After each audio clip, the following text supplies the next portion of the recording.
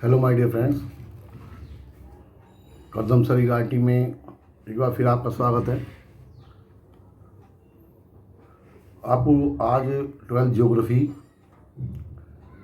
के book first मानव भूगोल के मूल सिद्धांत के चैप्टर 3 मानव विकास ह्यूमन डेवलपमेंट के MCQ के बारे में बात करने आया हूँ।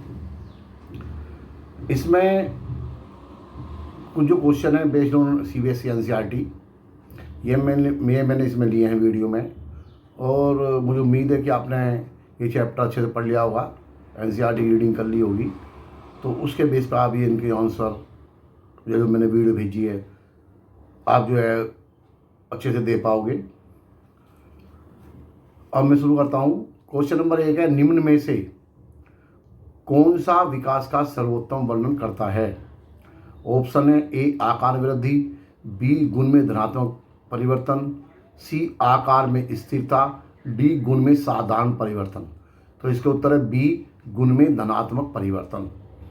क्वेश्चन नंबर 2 है, मानव विकास की अवधारणा निम्न में से किस विद्वान की देन है?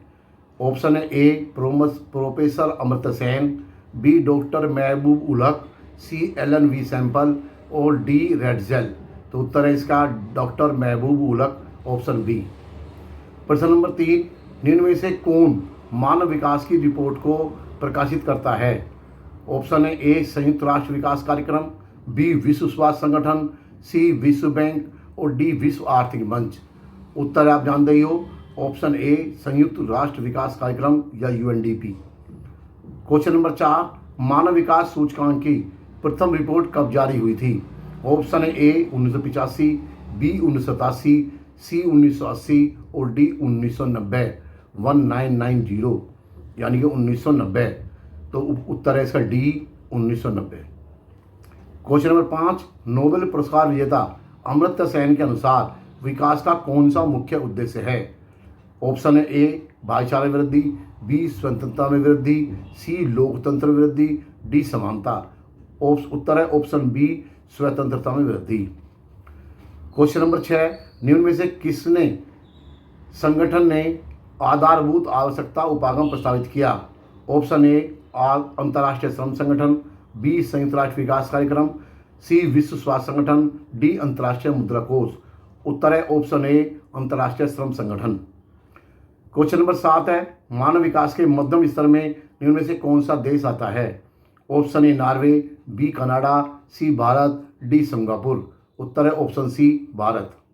क्वेश्चन नंबर 8 है, निम्न में से कौन सा मानव विकास का प्रमुख क्षेत्र नहीं है?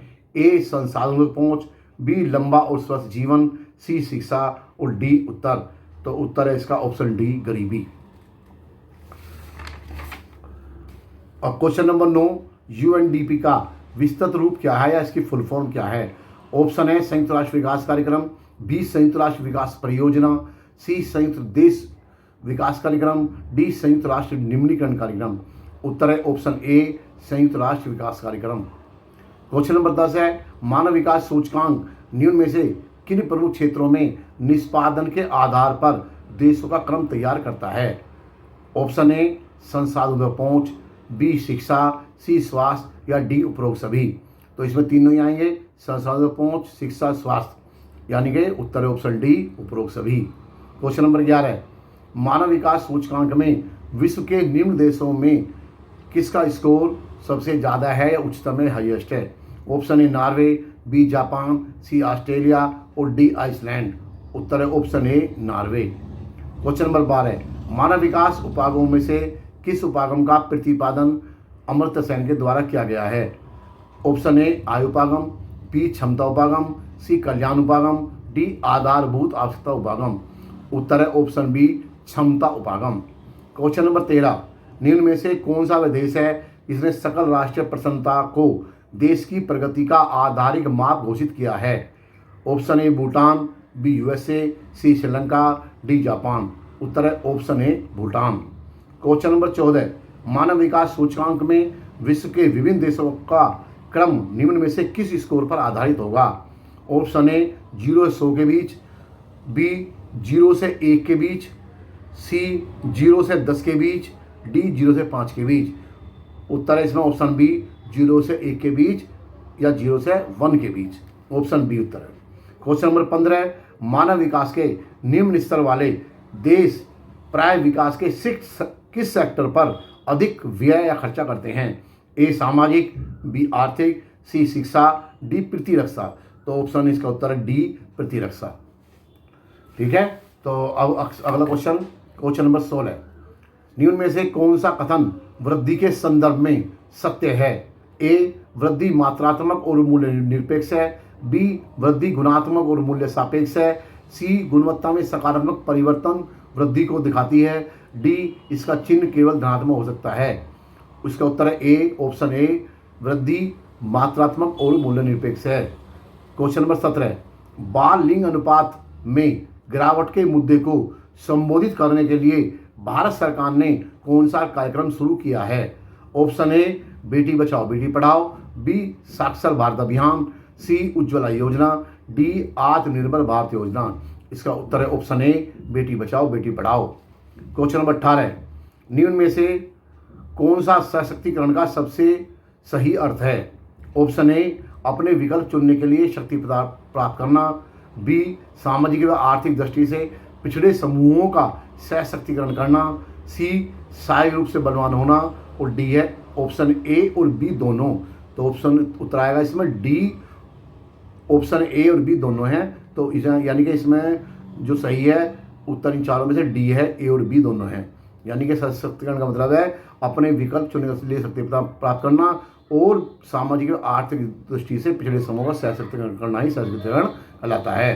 क्वेश्चन नंबर 19, स्वास्थ्य का मूल्यांकन करने के लिए निम्न में से कौन सा सूचक सही है? ऑप्शन ए जन्म के समय जीवन प्रत्याशा, बी अस्पतालों की संख्या, सी अधिक आयु, डी निम्न मृत्यु दर। तो इसमें उत्तर है ए, ऑप्शन ए जन्म के समय जीवन प्रत्याशा। क्वेश्चन नंबर 20, समस्त पर्यावरणीय, वित्तीय एवं मानव संसाधनों का उपयोग भविष्य को ध्यान में रखकर करना क्या कहलाता है? ऑप्शन है ए सतत पोषणीयता, बी उत्पादकता, सी सशक्तिकरण, डी समानता। इसका उत्तर है ऑप्शन ए सतत पोषणीयता। तो मेरे ख्याल से ये आपका ये काफ़ी मैंने क्वेश्चन करा दिए हैं। आपका पहले मैंने कंसेप्ट वाला जो वीडियो है वो भेज दिया था। मेरे ख्याल से उस आप समझ लोगे ढंग से और NCERT रीडिंग भी कर लोगे तो आपको ये पार्ट समझ में आ जाएगा। ज़्यादा कठिन पार्ट नहीं है और इसके MCQ मैंने आज भेज दिए हैं। तो आप जो इसको देख लोगे और मुझे उम्मीद है कि आप अच्छे नंबर इसमें प्राप्त करोगे। फिर लास्ट में करदम सर की गारंटी चैनल है मेरा, इसको आप शेयर करो, लाइक करो और इसे सब्सक्राइब करो।